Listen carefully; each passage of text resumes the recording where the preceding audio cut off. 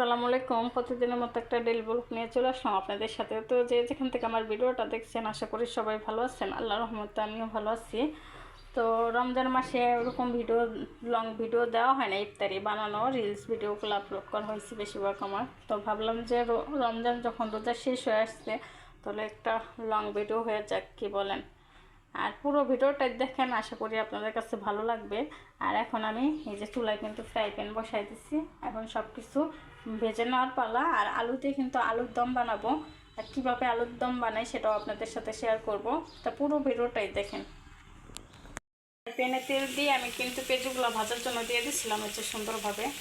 তো আমি খেসারি ডাল দিয়ে এখানে পেঁয়াজটা ভেজে নিতেছি। দেখুন, অল্প ডালের জন্য এক ফ্রাই প্যানে হয়ে যাবে। এক ফ্রাই প্যানে দিয়ে দিলাম আমি। এর মাঝে আমি এখন আলুর চপ বানানোর জন্য আলুটা রেডি করে নিব। এখানে এই যে পেঁয়াজু ভাজাটা কিন্তু হয়ে গেছে। এই যে কতটা মানে শব্দটা শুনতে পারতেছেন, কতটা টেস্টি হয়েছে। আর এই যে দেখাইতেছি এইখানে কিন্তু আমি আলুগুলো রেডি করে নিয়েছিলাম। এইখানে আমি কাঁচামরিচ দিছি। আজকে শুকনো মরিচ কেমন যেন একটু ভালো লাগলো না, শুকনো মরিচগুলোর জন্য কাঁচামরিচ দিয়ে আলুর চপটা।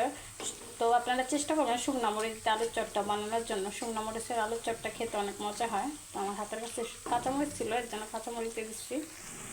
এখানে কিন্তু আলুর চপগুলো আমি দিয়ে দিচ্ছিলাম। তো এইখানে অল্প একটু বেসন বেঁচে গেছিলো, এই যে এটাকেও আমি দিয়ে দিচ্ছি। তো এগুলো নষ্ট হয়ে যাবে, এর জন্য দিয়ে দিলাম এইভাবে। আমি বেগুনিটা খাই না, এর জন্য বেগুনিটা আমি বানাইও না। আলুর চপ আর হইলো পেঁয়াজু বানাবো আর ছোলা বুট বাগার দিয়ে নিতে আসছি। এই যে আলুর চপগুলোও কিন্তু হয়ে আসছে। এখন আলুর চপগুলো আমি সুন্দরভাবে হালকা আরেকটু উল্টে পাল্টে এটাকে আমি উঠিয়ে নিব। বেশি ভাজতে গেলে এটা পুড়ে যাবে।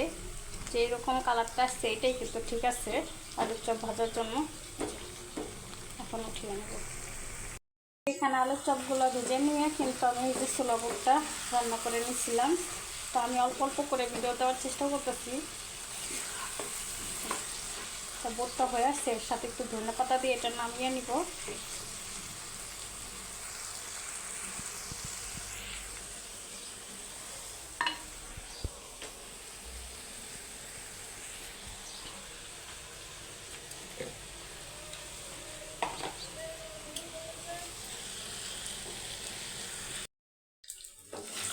বুটগুলা হয়ে গেছিল। এরপরে এই যে কড়াই বসিয়ে দিয়ে আলুগুলো একটু ফ্রাই করে নেব।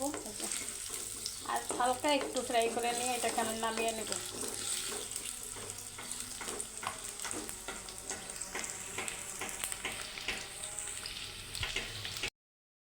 আলুগুলো ফ্রাই করে নামিয়ে নিয়েছিলাম।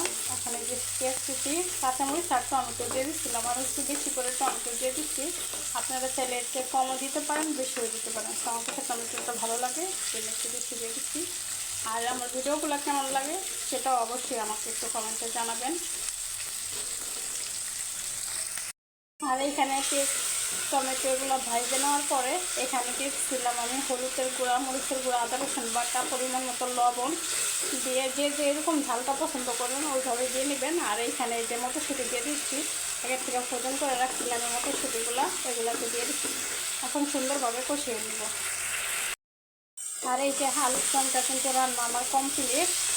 আর আমার ভিডিওটা যদি ভালো লাগে অবশ্যই আমার চ্যানেলটাকে সাবস্ক্রাইব করবা। আর একটু ফেসবুক থেকে দেখে থাকলে আর কি পেজটাকে ফলো দিয়ে আসবা। তো কে কোন জেলার থেকে আমার ভিডিওটা দেখছে সেটাও কমেন্টে জানাবা। তো আল্লাহ হাফেজ, সবাই ভালো থাকবা। ভিডিওটা আমার এই পর্যন্ত।